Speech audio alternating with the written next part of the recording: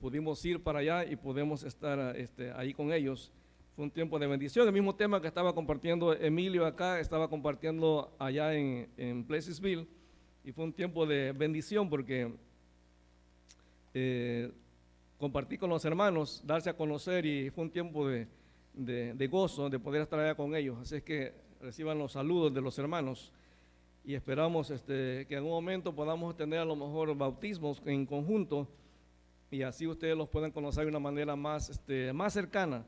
Recuérdense que ellos también son una iglesia Getsemaní, ¿verdad? Simplemente que es una iglesia hija, y nuestro anhelo es que se puedan abrir más iglesias, pero nuestra oración es que haya personas, ¿verdad?, que se dispongan para atender las obras que se vayan abriendo, porque no se pueden abrir iglesias si no hay personas que las atiendan. Entonces estamos orando por eso, para que Dios provea los recursos humanos, porque recursos económicos eso es más fácil conseguirlos, pero los recursos humanos muchas veces no están. Entonces queremos realmente hacer las cosas bien para el Señor y que las cosas vayan siendo de paso a paso y que la iglesia esté informada en lo que se está realmente haciendo. Bueno, hoy estamos empezando una nueva serie que se llama Recordar es volver a vivir. Y es interesante porque yo sé que cada vez que celebramos la cena hablamos de ese tipo de cosas, pero queremos detenernos bastante en detalle y ver realmente las cosas de una manera detallada, de tal manera que no se nos escape absolutamente nada. Y este mes estaremos tomando este pasaje de 1 Corintios 11 como base para estar estudiando esta serie que se llama Recordar es volver a vivir. Y es interesante porque nosotros como seres humanos vivimos de recuerdos, vivimos de cosas que en algún momento nos han pasado en nuestra vida.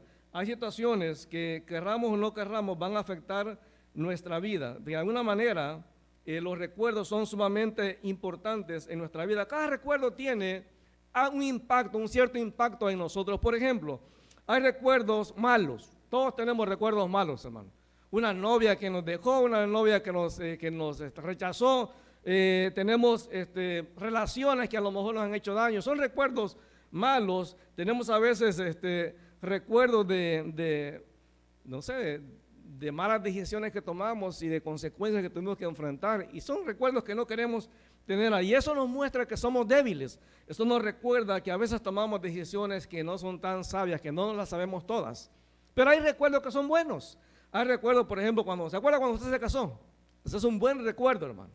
Es un buen recuerdo cuando uno se casó, cuando nuestros hijos nacieron. Yo no sé cuántos de los hombres que están acá estuvieron en el momento del parto, pero eso es impresionante, hermano. Yo hasta filmaba ahí, mi esposa gritando y yo filmando. Ahí tenemos las grabaciones, y cuando nuestros hijos han pasado por tiempos de rebeldía, los hemos sentado en la sala, les ponemos el video, y el ver a la mamá ahí llorando, gritando, me muero y todo ese tipo de cosas, bueno, les hace ver cuánto realmente cuesta un hijo. Entonces los recuerdos son importantes porque nos ayudan a seguir adelante, a ser agradecidos, a reconocer que todo lo que somos hoy tiene es parte del resultado de lo que fuimos en el pasado. Y en 1 Corintios capítulo 11, vean lo que dice por favor, 1 Corintios capítulo 11, aquí el apóstol Pablo nos empieza a hablar de la cena, y el apóstol Pablo menciona 4 aspectos o 5 aspectos muy importantes en este pasaje.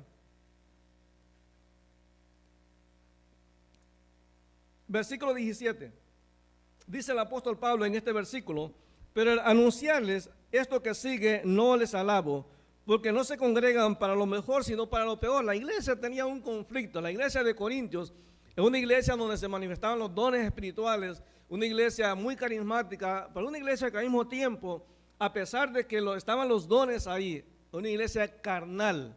De hecho es la única iglesia en el Nuevo Testamento a quien se le llama una iglesia carnal, conflictiva, hermano. La gente tenía sus personas a quienes seguir. Es como que, por ejemplo, aquí en la iglesia los hermanos me dijeran: pastor, mire, ¿por qué mejor usted no deja de predicar y deja que predique Emiliano? Entonces a la gente le gusta como Emiliano.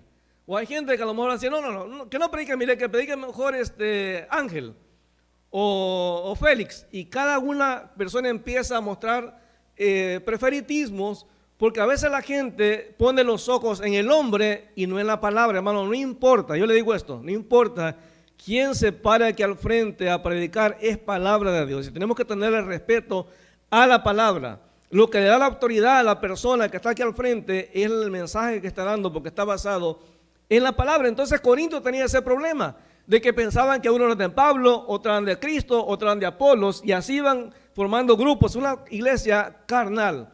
Entonces Pablo dice acá en el versículo 17 que él no alaba lo que ellos hacían porque eran carnales, una iglesia problemática. Versículo 18, pues en primer lugar, cuando se reúnen como iglesia, oigo que hay entre ustedes divisiones y en parte lo creo, porque es preciso que entre ustedes haya disensiones para que se hagan manifiestos entre ustedes los que son aprobados.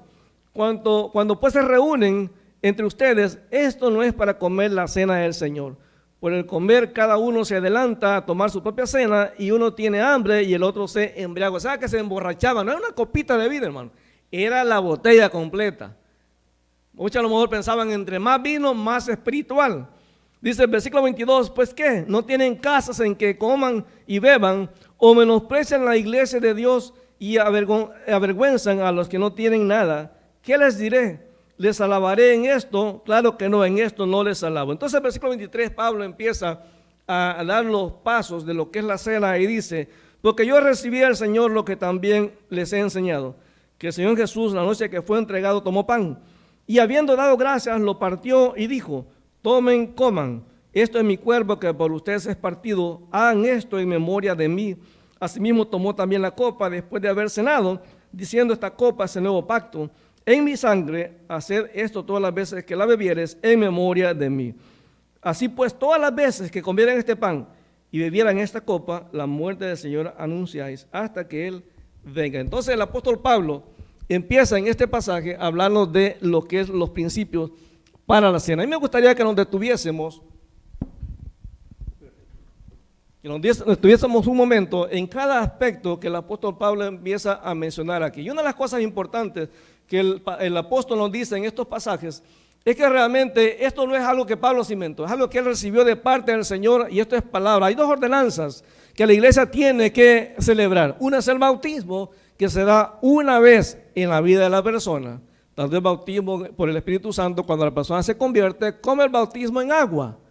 Hay personas que deciden bautizarse una segunda vez porque a lo mejor quiere hacer bautismo por inmersión, porque a lo mejor donde lo bautizaron fue por aspersión, o sea, así como le echan un poquito de agua en la cabeza. Entonces la persona entiende que no debe ser así y lo busca, que se lo hagan por inmersión, pero realmente el bautismo es una vez en la vida. Sin embargo, la cena se puede celebrar cuantas veces querramos. En realidad no hay una norma de cuántas veces tenemos que celebrar la cena. Yo no sé realmente de dónde empezó eso de hacerlo una vez al mes. Eso no es bíblico, hermano, eso no existe, no hay una norma bíblica para eso. Por ejemplo, en la iglesia de Presbyville, la iglesia francesa, ellos celebran la cena todos los domingos. Todos los domingos. O sea, los hermanos están en la alabanza y está el pan y la copa y en el medio de la alabanza la gente pasa, toma su pan y su copa y se vuelve a su lugar, tiene su tiempo de comunión con el Señor y sigue adorando. Entonces cada iglesia, hay iglesias que lo hacen una vez al año y hay argumentos de un lado y de otro. Muchos dicen que bueno, si lo hacemos tan seguido se banaliza la cena y pues hay que, como es una celebración tan solemne, hay que hacerla una vez al año. Realmente no tiene mayor argumento porque si usted la hace una vez al año no significa que usted va a ser más santo cuando la va a celebrar. Entonces realmente la cena no hay un estándar de cuándo se tiene que celebrar. Entonces una de las cosas importantes es que la cena solamente la celebran los salvos, no cualquier persona, solamente los que han tenido un encuentro personal con Jesús. Cuando usted va al libro de Mateo capítulo 26, los únicos que estaban en el aposento alto celebrando la cena del Señor eran realmente los discípulos. Es decir, si usted no es salvo, la cena no tiene ningún significado para usted. Usted simplemente está comiendo un pedazo de pan y está tomando una copita, pero realmente no tiene ningún significado. Ahora, hay que entender esto, hermano, que aunque la cena como tal es un símbolo, y de hecho, la Biblia no lo llama cena realmente, lo llama más que todo, cuando Jesús lo establece, dice que Él quiere celebrar la Pascua con los discípulos. Eso es lo que Jesús quería realmente celebrar, la Pascua con los discípulos. Entonces, muchas veces Vemos la cena como un rito, como algo que pues tenemos que hacer porque es algo normal que todos los cristianos lo hacen. Sin embargo, la palabra nos dice que la cena en realidad es un símbolo de lo que hizo Jesús en la cruz del Calvario. ¿Qué significa esto? Hay por lo menos 3 interpretaciones de lo que es la cena. Y aunque usted no lo crea, hay gente que se ha matado por eso. Hay una posición que dice que cuando el líder religioso toma el pan y la copa y ora, literalmente ese pan se convierte en el cuerpo de Cristo y el vino se convierte en la sangre de Jesús. Entonces, cuando usted se come el pan y toma la copa, se está literalmente, no es ficticio, no, literalmente se está comiendo el cuerpo de Cristo y se está tomando la sangre de Jesús. Esa es una. La otra interpretación dice que no, que realmente cuando usted se come el pan es pan, pero místicamente allá adentro va el cuerpo de Cristo y va la sangre de Jesús. Sin embargo, la posición más general, más aceptada en la iglesia evangélica es que realmente el pan y la copa son símbolos. Porque cuando Jesús dice, este es mi cuerpo que por ustedes es partido, Jesús todavía estaba vivo. Es decir, no es que en ese momento le agarró un pedazo de su carne y se lo dio. Era un símbolo de lo que iba a pasar más adelante en la cruz del Calvario. Entonces ese simbolismo tiene mucha profundidad. Ahora, nos recuerda de todo lo que Jesús pasó en la cruz, hermano. A veces se nos olvida y por eso Jesús dice que tenemos que hacer las cosas en memoria de Él. Se nos olvida que en la cruz del Calvario, según Juan capítulo 19, versículo 1, Jesús fue azotado. Dice la palabra que Jesús le colocaron una corona de espinas, según Mateo 27. Lo bofetearon, lo escupieron, todo eso Jesús lo pasó antes de ir a la cruz y también ya estando en la cruz. Entonces a veces se nos olvida todo lo que le costó a Dios para que usted y yo fuésemos salvos.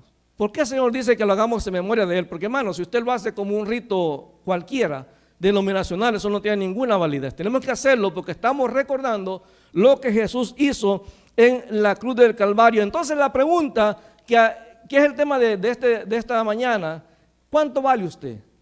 ¿Cuánto realmente vale su vida? Porque esa es la pregunta que trata de responder realmente el pan.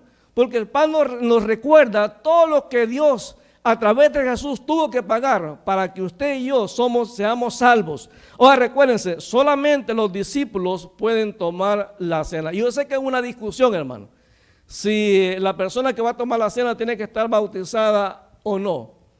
Realmente la Biblia, hermano, no nos enseña que la persona tiene que bautizarse antes de tomar la cena. Lo que la Biblia enseña es que tiene que haber creído en Cristo. Ustedes pueden bautizar 20,000 veces, pero si no ha creído en Cristo, la cena no tiene ningún significado para usted. Lo importante es que usted haya tenido un encuentro personal con Jesús. Ahora, si usted ya tuvo un encuentro personal con Jesús, lo normal, lo natural es que se bautice como un acto de obediencia. No porque la gente lo dice, sino porque la palabra dice que tenemos que bautizarnos en el nombre del Padre, del Hijo y del Espíritu Santo. O sea, esa es la norma que estableció Jesús. Algunos discuten que el bautismo tiene que ser solamente en el nombre de Jesús. No, hermano, Jesús dijo claramente, en el nombre del Padre, del Hijo y del Espíritu Santo. Esa es la norma que Jesús estableció para el bautismo. Entonces, el centro de la cena es Jesucristo. Porque Él dijo, hacerlo esto en memoria de mí. Hay que acordarse de otra cosa, en memoria de Jesús. Entonces la cena nos recuerda que el sacrificio de Cristo fue hecho una vez y para siempre. Porque hay gente que piensa que cuando celebra la cena, Cristo está otra vez siendo sacrificado nuevamente. Y entonces como otra vez Cristo tiene que ir otra vez a la cruz y morir otra vez por nosotros. Pero la Biblia nos enseña según Hebreos capítulo 10, búsquelo por favor conmigo. Hebreos capítulo 10. Que el sacrificio de Cristo fue hecho una vez y no es necesario que se repita, hermano. Lo que estamos haciendo es recordando lo que Jesús ya hizo en la cruz del Calvario. No tenemos que estarlo repitiendo otra vez. Por eso usted y yo no podemos agregarle absolutamente nada a lo que Jesús hizo en la cruz del Calvario. No hay nada, hermano, que podamos agregarle, ni quitarle. Todo ya fue consumado, dice la palabra. Hebreos capítulo 10, versículo 10. Hebreos 10, versículo 10 al versículo 14 dice, pues la voluntad de Dios fue que el sacrificio del cuerpo de Jesucristo nos hiciera santos una vez y para siempre. Hermanos, cuando usted y yo creemos en Cristo, en ese momento nos somos declarados santos y somos santos desde ese momento en adelante. Versículo 11, bajo el antiguo pacto, el sacerdote oficia de pie delante del altar día tras día, ofreciendo los mismos sacrificios una y otra vez, los cuales nunca pueden quitar los pecados. Pero nuestro sumo sacerdote se ofreció a sí mismo a Dios como un solo sacrificio por los pecados, válido para siempre. Luego se sentó en el lugar de honor a la derecha de Dios. Ahí espera hasta que sus enemigos sean humillados y puestos por debajo de sus pies, pues mediante esa única ofrenda, Él perfeccionó para siempre a los que están haciéndose santos. El momento que usted cree en Cristo, usted ya es santo, hermano. Y a lo mejor usted ve a la persona a la par suya y dice, santo, este no tiene nada de santo. Sí, hermano, si está en Cristo, es santo. Esa es la posición que Dios nos ha dado. Claro, más adelante la Biblia nos enseña que si hoy soy santo de Cristo, tengo que vivir como santo. Y yo siempre he dicho que hay cosas en nuestra vida diaria que demuestran de dónde somos. Por ejemplo, si usted va en la calle y escucha a alguien, lo escucha hablar, ¿cómo usted sabe que esa persona realmente es de un cierto país? La manera de hablar, hermano, porque usted vemos la cara, nos parecemos más o menos. Hay latinos blancos, morenos, de todos colores. Por ejemplo, a mi esposa, cuando nos casamos, nos encontraron en el pasillo del hotel y me dijeron, oye, se casó con una filipina. No, hermano, es mexicana. De hecho, ayer encontramos una señora y ella le dijo a la señora, ¿usted es filipina? Le dijo, no, soy mexicana, soy del DF. Entonces, la apariencia no determina de dónde somos. Pero cuando usted empieza a hablar, la gente rápido detecta, hermano.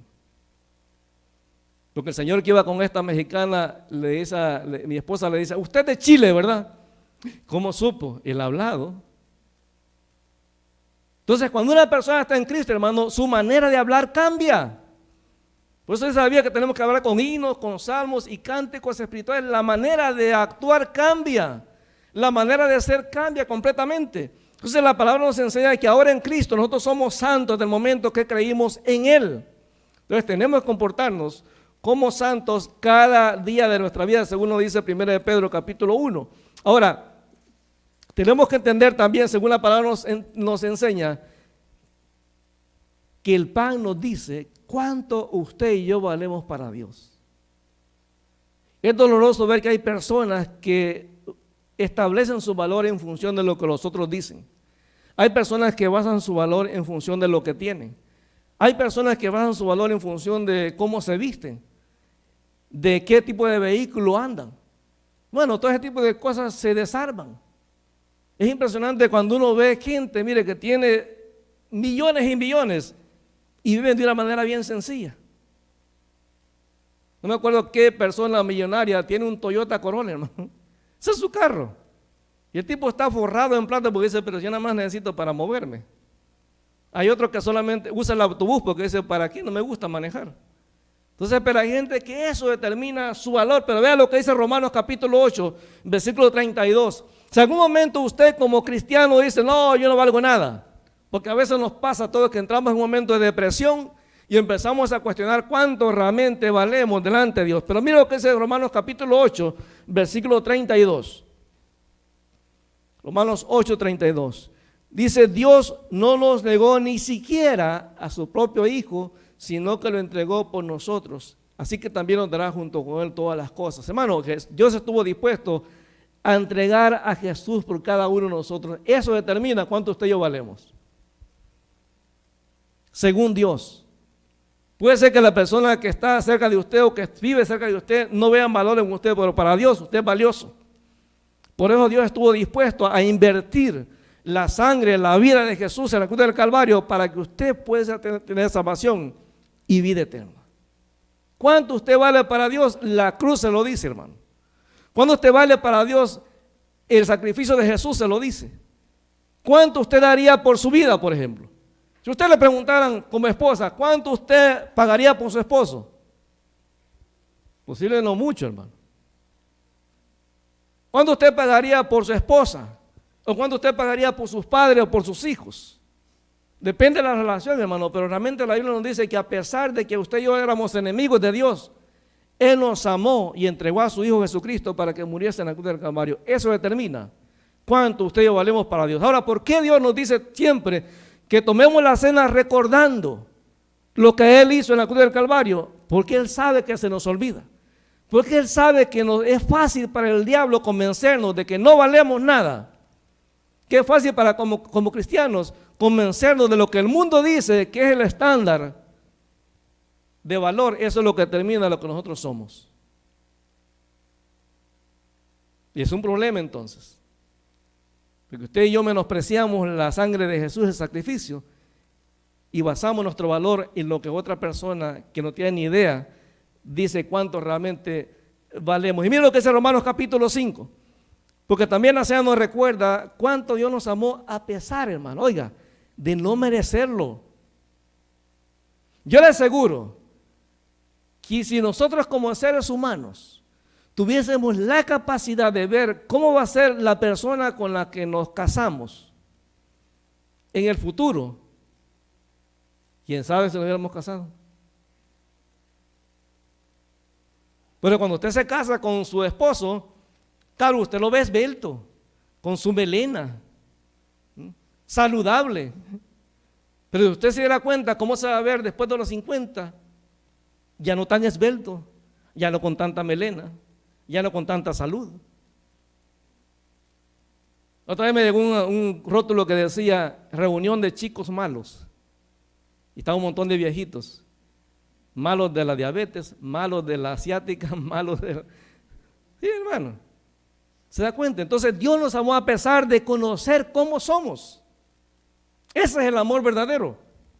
Dice Romanos capítulo 5, versículo 6, cuando nosotros los pecadores no podíamos salvarnos, Cristo murió por nosotros. Murió en el momento elegido por Dios. En realidad, no es fácil que alguien esté dispuesto a dar su vida por otra persona, aunque sea buena y honrada. Tal vez podríamos encontrar a alguien que diera su vida por alguna persona realmente buena, pero Dios nos demostró su gran amor al enviar a Jesucristo a morir por nosotros, a pesar de que nosotros todavía éramos pecadores. Si Dios nos declaró inocentes por medio de la muerte de Cristo, con mayor razón, gracias a Cristo nos librará del castigo final. Si cuando todavía éramos sus enemigos, Dios hizo la paz con nosotros, por medio de la muerte de su Hijo Jesucristo, con mayor razón nos salvará ahora que su Hijo vive y que nosotros estamos en paz con Dios. Además, Dios nos ha hecho muy felices, pues ahora vivimos en paz con Él por medio de nuestro Señor Jesucristo. Mire, hermano, cada vez que cerramos la cena, Dios nos recuerda cuánto usted vale, cuánto a Dios le costó. Porque es cierto, hermano, la salvación es gratis, pero la cruz no fue fácil. La cruz no fue gratis, hermano. Muchos han dicho que cuando Jesús estaba en la cruz como a las 12 del día, que el sol estaba muy fuerte, hubo tinieblas. Y algunos teólogos han dicho que la situación fue que Dios en ese momento sintió tanta rabia y tanto dolor y tanta impotencia, aún siendo el Dios Todopoderoso. Rabia porque veía cómo esos seres humanos a quienes Él amaba estaban matando a su Hijo. ¿Qué siente usted cuando un niño viene y le pega a su niño?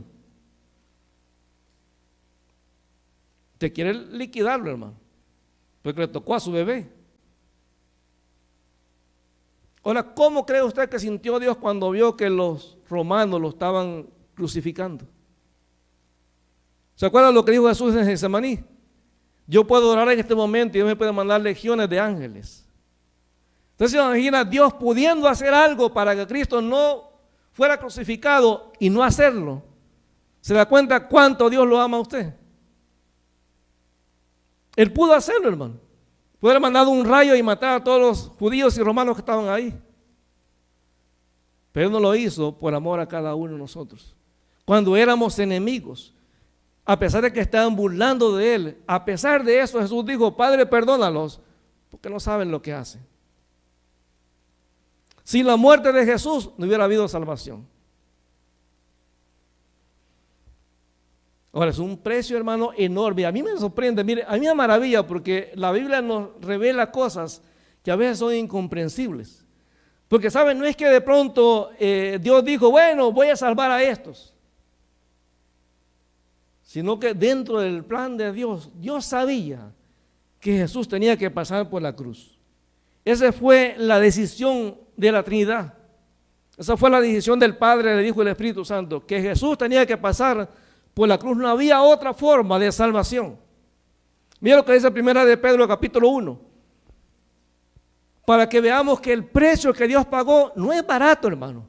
Es algo eterno. O sea, ninguno de nosotros tiene la capacidad para comprar la vida de otra persona.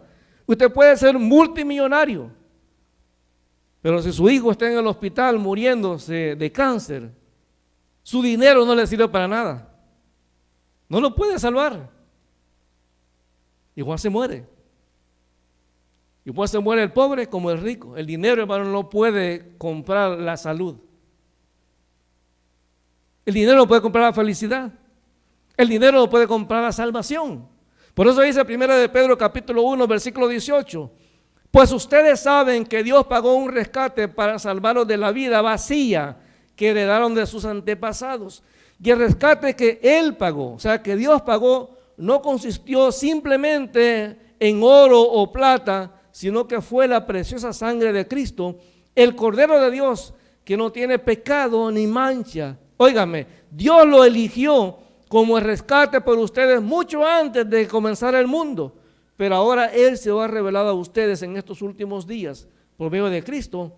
Han llegado a confiar en Dios y han puesto su fe y su esperanza en Dios, porque Él levantó a Cristo de los muertos y le dio una gloria inmensa. O sea, no es que de pronto Dios dijo, bueno, parece que el mundo va mal, voy a ver qué hago por ellos. No, hermano, antes de que Adán y Eva pecasen, ya Dios había establecido en la eternidad que Jesús iba a morir en la cruz del Calvario.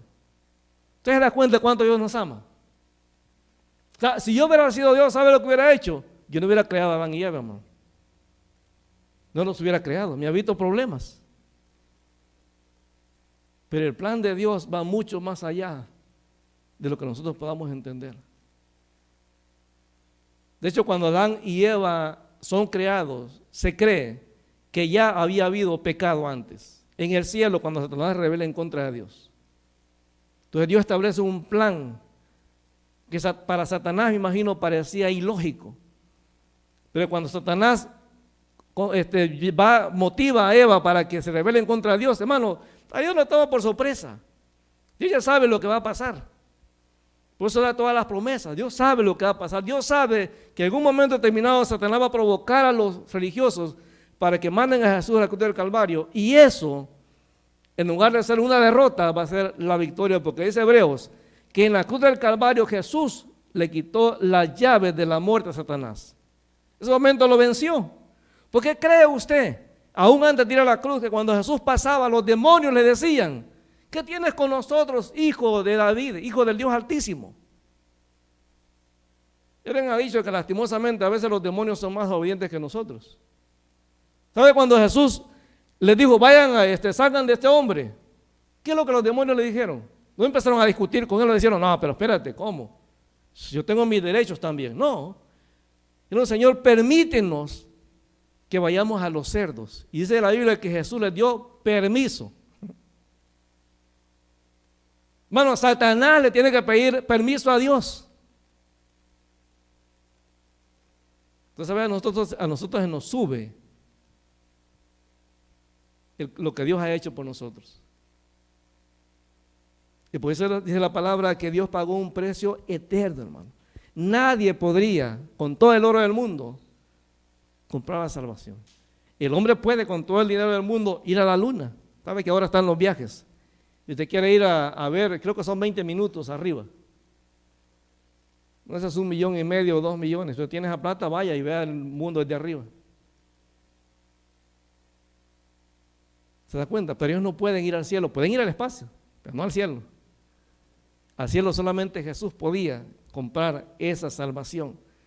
Dice 1 Corintios 6, que Dios no me compró para que yo diga, bueno, como ya soy comprado por Dios a través de la sacrificio de Jesús en la cruz del Calvario, a partir de ahora voy a la iglesia, a partir de ahora voy a hacer esto o lo otro. No, hermano, A Dios le interesan los planes que usted y yo tengamos. Vea lo que es el 1 Corintios capítulo 6.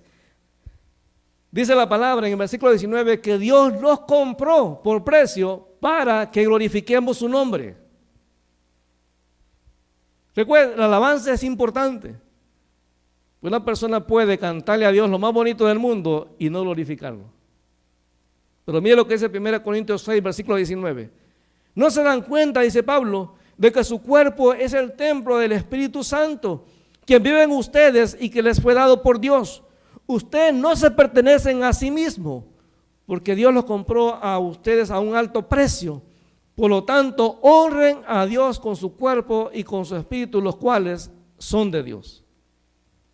Entonces un cristiano se equivoca cuando dice, este es mi carro, mi casa, mi familia, mis hijos. No, hermano.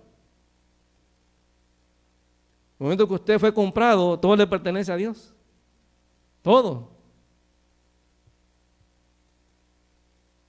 Pero usted y yo nos hemos convencido que todavía tenemos derecho. Y a veces nos pasa, y le voy a cambiar la historia, a veces nos pasa como la historia del diablo. Dice la historia que una vez el diablo andaba buscando una casa. Quería comprar una casa. Pero se acordó y un demonio le dice, oye, pero diablo, tú tienes una casa ya. Ah, pero esa no me gusta. Entonces véndela. Entonces el diablo la puso en venta para tener plata para comprar la nueva casa. Entonces puso el rótulo y ya estaba la casa en venta. Una casa bonita, pero no le gustaba al diablo. Entonces llegó alguien a comprarla, un cristiano llegó y le dijo, diablo, yo quiero comprar tu casa. Porque el Señor me ha dicho que donde yo ponga mi pie va a ser propiedad mía. Ah, bueno, empezó a declarar pues. Entonces el diablo dice, bueno, te la vendo barata, $100. Dijo, oye, que está regalada, sí, $100, pero con una condición. Que en la sala de tu casa me dejes poner un clavo. Ese clavo es mío. El resto de la casa es tuya, pero ese clavo es mío. El tipo dijo, oye, está buen negocio. Tú vas a la casa por $100 y yo nada más un clavo. Sí, ese clavo es mío, no puedes tocarlo. Entonces, ya hicieron el negocio, los papeles y todo. Ya el cristiano tenía la casa del diablo. Y era propiedad de él ahora, propiedad de Dios. Resulta que el día siguiente le tocan la puerta. Ya está el cristiano con su familia ahí en la sala y tocan la puerta. Y cuando abre, está el diablo ahí. Dice, oye, ¿pero qué pasa? Dice, vengo a ver mi clavo. Entonces el diablo se acerca al clavo y le dice, está bonito mi clavo, ¿verdad? Dice, bueno, sí. Entonces el diablo saca de una mochila unos pescados podridos y los agarra y los cuelga en el clavo. El cristiano dice, pero espera, ¿qué estás haciendo? Oye, es mi clavo. Yo puedo poner en mi clavo lo que yo quiera.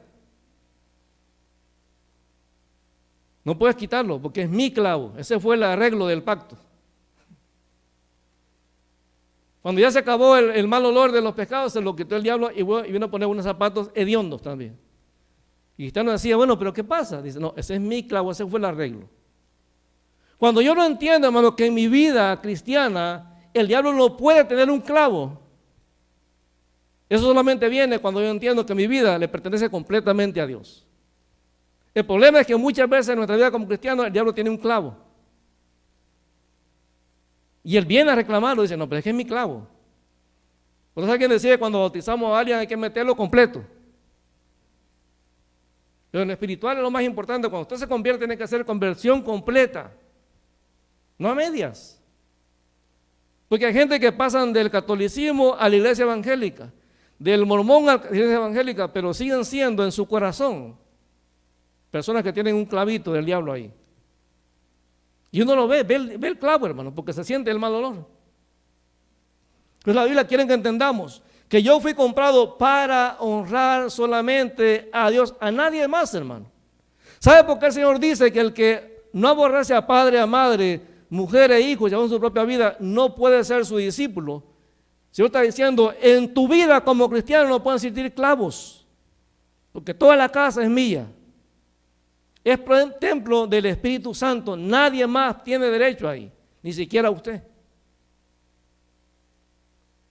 ¿Se acuerda cuando el Señor estableció el tabernáculo, el Antiguo Testamento? Dice la palabra que la gloria de Dios llenaba tanto el templo que los sacerdotes no podían estar dentro del tabernáculo porque la gloria de Dios llenaba cada lugar, cada rincón. A menos que yo reconozca que Jesús es el dueño de mi vida, jamás voy a entender el tipo de vida que Dios quiere que yo viva. Pero todo eso viene cuando yo reconozco cuánto realmente valgo para Dios. Cuando me doy cuenta cuánto el Señor tuvo que pagar por mí. Dice que es impresionante, porque el Señor nos enseña que dentro de la iglesia todos, hermanos, todos somos iguales.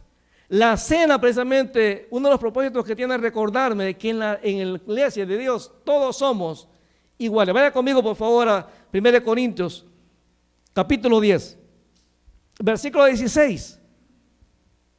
Porque recuérdese, dentro de la iglesia cristiana, hermano, no existen denominaciones.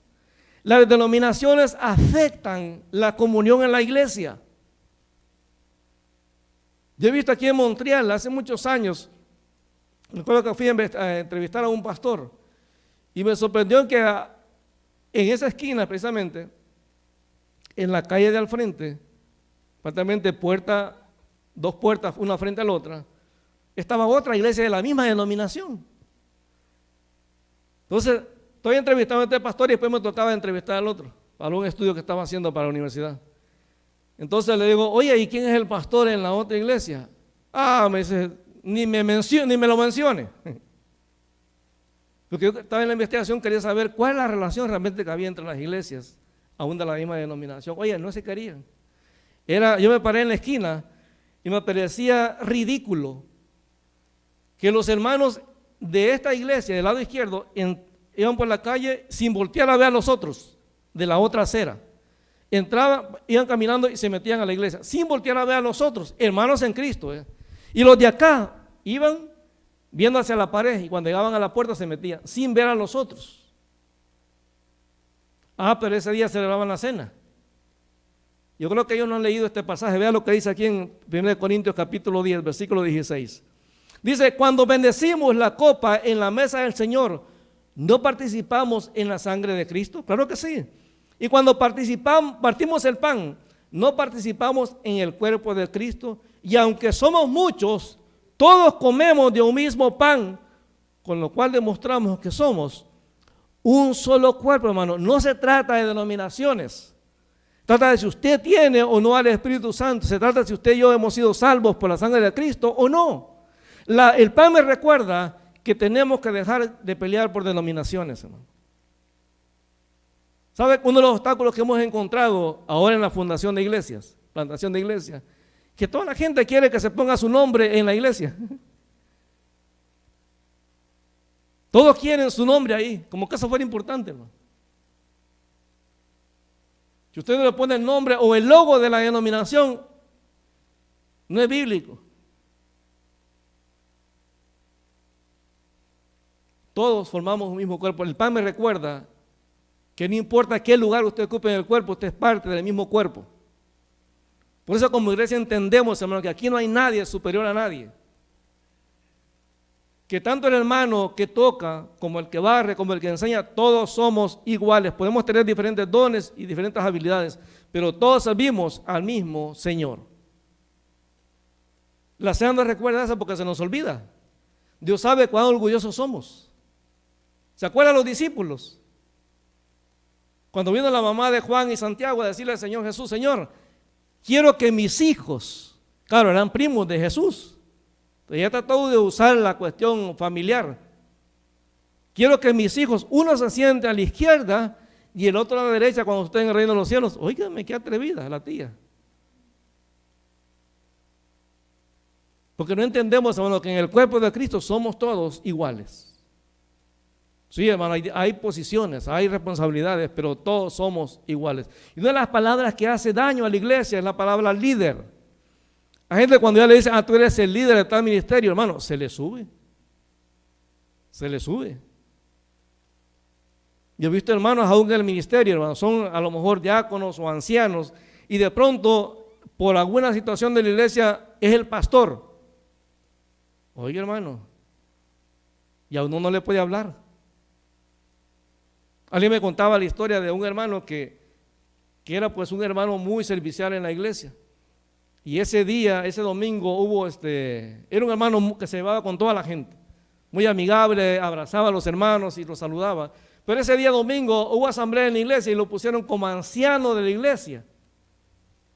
Óigame, después del culto, casi había que hacer la reverencia porque ahora era anciano. Ya no era hermano en Cristo, ahora es el anciano fulano de tal. No, hermano, no importa la posición que usted tenga.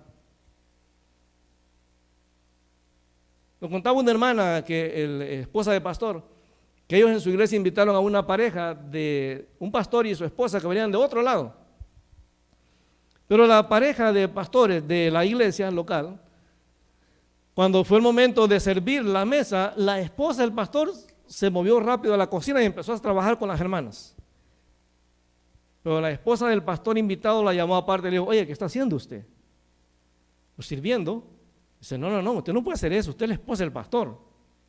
Dice: ¿y qué tiene eso? No, deje que las hermanas vengan y le sirvan a usted.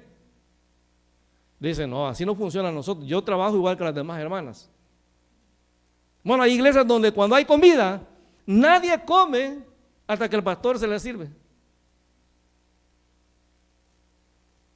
Mientras el siervo del Señor no se siente y le sirven el mejor plato, nadie come. Óigame. Se nos olvida que quien antes de servir la cena, Jesús se quitó, dice, el delantal y fue a lavar los pies a los discípulos. No les digo: a ver, muchachos, ya yo me voy a ir a este mundo, a ver que todos pónganse en fila para que cada uno me lave los pies. No, hermano. La cena me recuerda que todos tenemos el mismo privilegio de servir a Dios, no importa dónde sea. ¿Sabe quién decidió en qué lugar usted está en el cuerpo de Cristo? Dios el Padre. Eso es lo que dice 1 Corintios. Que el Padre decidió en qué lugar del cuerpo usted iba a estar. Y el Espíritu Santo decidió qué dones iba a tener. No fue usted. Fuimos comprados para honrar a Dios, fuimos comprados para celebrar la unidad de Dios. Pero mire, hermano, cada vez que yo celebro la cena, eso debe motivarme a ser agradecido. Por eso cuando estamos orando, oramos. Nosotros los miércoles cuando oramos por cada pastor, los que conocemos aquí en Montreal. Sean de nuestra denominación o no, porque son mis hermanos en Cristo. Oramos por todos los matrimonios, hermano. Oramos por los jóvenes. Realmente a mí se me quedó en la memoria ver la cara de los muchachos ayer. Estaban felices, hermano. Estaban felices cuando le daban el tratado a alguien y se los agarraba. Estaban felices. Todos tenemos algo que hacer en el cuerpo de Cristo. Y Romanos capítulo 6.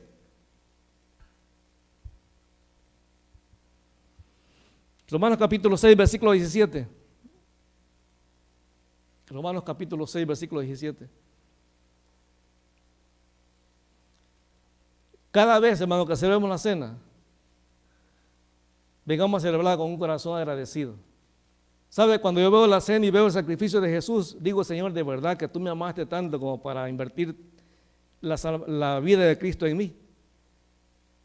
Y me doy cuenta que no me lo merezco y que no tengo nada realmente por lo cual Dios debía haberme salvado. Pero miren lo que dice Romanos capítulo 6, versículo 17. Antes, dice, ustedes eran esclavos del pecado, pero gracias a Dios que obedecieron de todo corazón a la enseñanza que se les dio. Ahora ustedes en este momento se han librado del pecado y están a servicio de Dios para hacer el bien. Seamos agradecidos, hermano. ¿Cuánto usted vale, hermano? Es ilimitado el valor que usted tiene como hijo de Dios. Imagínense, a mí me imagino, a lo mejor estoy divagando en mi mente, pero imagino de pronto en la espiritual, ahí en el trono de Dios. De pronto usted y yo decidimos en ese momento entrar en oración al Señor. Y de pronto nos aparecemos en espíritu allá delante del trono y decimos: Señor, soy fulano, vengo a hablar contigo. Y me imagino al arcángel Miguel, Gabriel y todos los serafines y querubines diciendo: oye, ¿y este tipo quién es?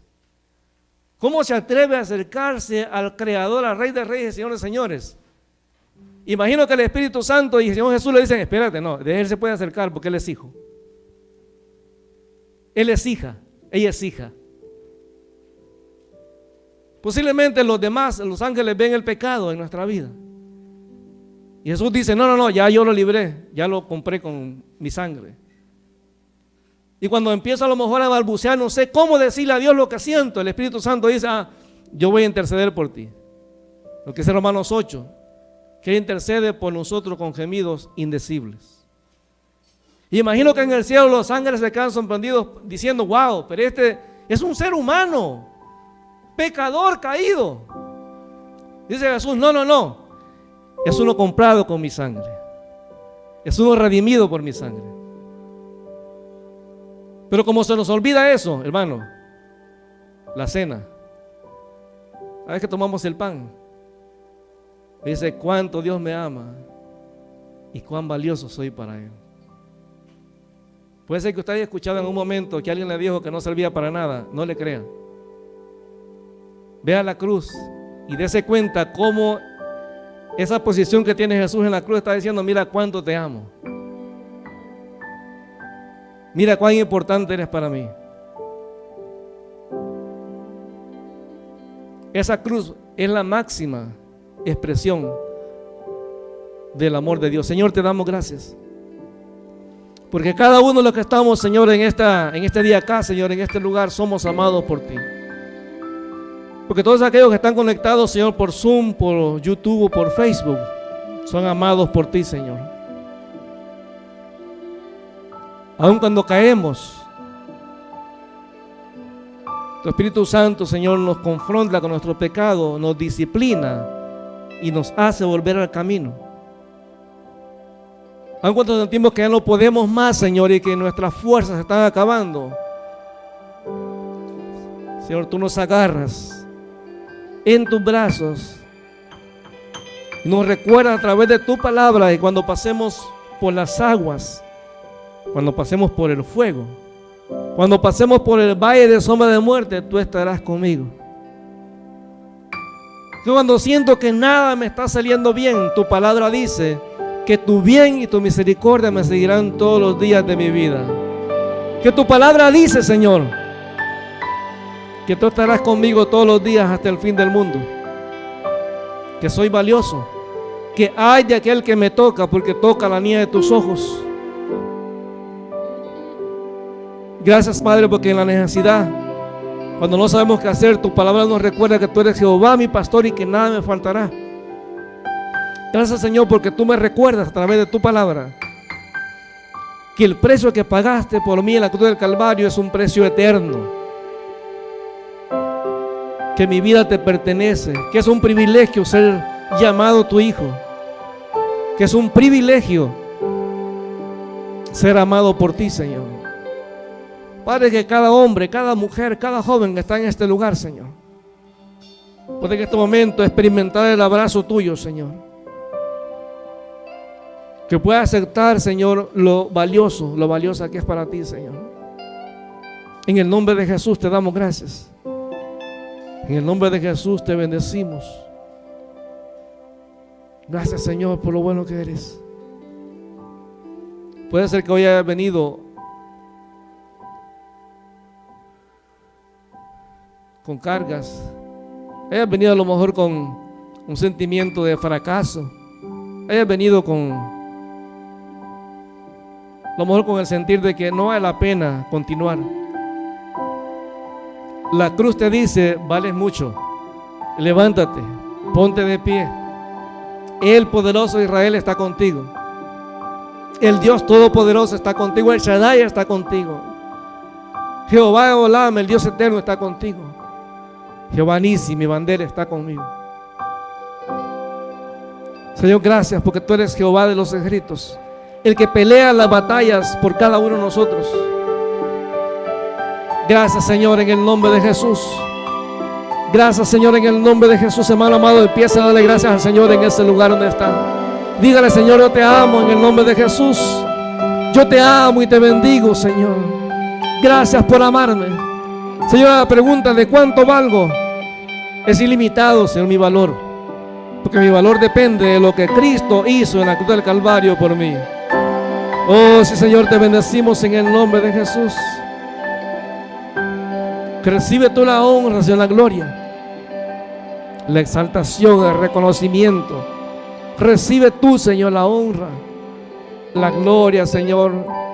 Padre, te glorificamos, te bendecimos en el nombre de Jesús. No hay nadie como Señor, te damos gracias en el nombre de Jesús. Y Señor, así como estamos orando, queremos orar por aquellos que a lo mejor nunca han tenido encuentros personales con Jesús. Dice la palabra del Señor que todos somos pecadores, que no hay justo ni siquiera uno. Dice la palabra que ninguna religión, ninguna buena obra nos puede salvar, que solamente en Jesús hay salvación y vida eterna, y que todo aquel que en Él cree, que cree en Jesucristo, tiene salvación y vida eterna. Tú quieres entregarle tu vida a Cristo, haz esta oración conmigo. Dile: Señor Dios, en este día, Señor, reconozco que soy pecador. Reconozco, Señor, que mi vida está alejada de ti. Reconozco que no hay obra ni religión que me pueda salvar. No hay iglesia que salve, Señor. Hoy decido entregarle mi vida a Cristo para que Él sea mi Señor, mi dueño y mi Salvador. Si usted ha hecho esta oración entregándole su vida a Cristo, creemos que su nombre está escrito en el libro de la vida. Por favor, no se vaya sin indicarnos la decisión que ha tomado delante del Señor. Y amado hermano, nosotros que ya conocemos a Cristo como Señor y Salvador, no se nos olvide que hemos sido comprados por precio, que somos valiosos y que Dios espera que produzcamos fruto para su honra y su gloria. Señor, te damos gracias en el nombre de Jesús. Gracias porque tú eres bueno, Señor, porque para siempre es tu misericordia. Gracias, Padre, porque esa cruz nos recuerda cuánto valemos para ti, Señor. Porque esa cruz nos recuerda lo valiosos que somos para ti, Señor. Porque esa cruz nos recuerda, Señor, cuánto amor tú tienes por cada ser humano, sin importar su condición social, económica, académica, Señor, su raza, su color, Señor. Todos son valiosos delante de ti, Señor, pero ese valor quiere tener un impacto impresionante en nuestra vida, Señor, y se hace real cuando ponemos nuestra fe en Jesús y lo recibimos como nuestro Señor y nuestro Salvador. Padre, que tu mensaje, tu palabra llegue a cada vida, Señor, y que podamos ver vidas transformadas a través del mensaje tuyo, Señor. Que tu Espíritu Santo tome tu palabra y la haga llegar a cada rincón, Señor, y que vidas sean transformadas por ti, Señor. Te damos gracias en el nombre de Jesús.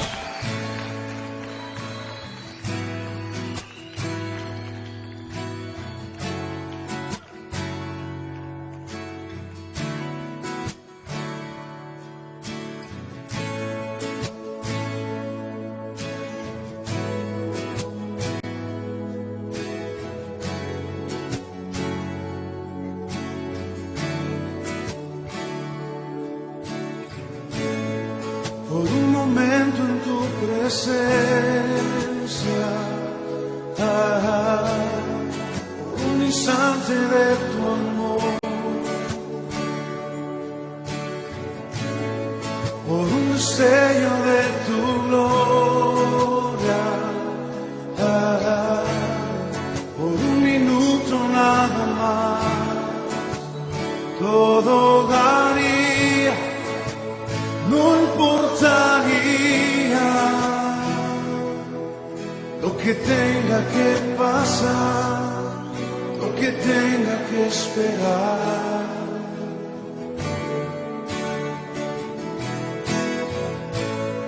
Por un momento en tu presencia,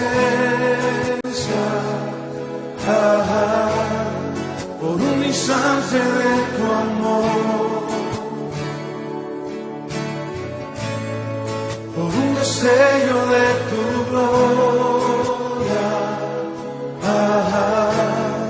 por un minuto nada más, todo daría, no importaría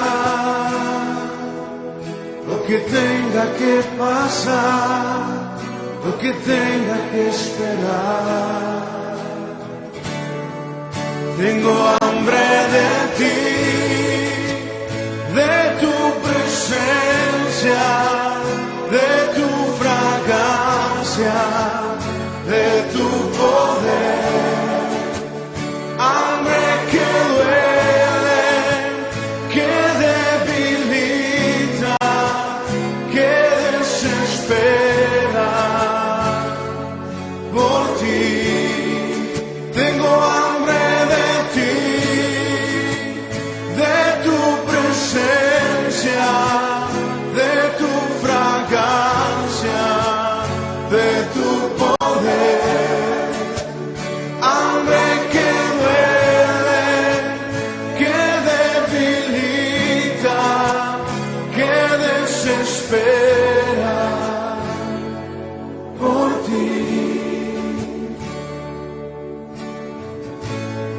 por un momento en tu presencia,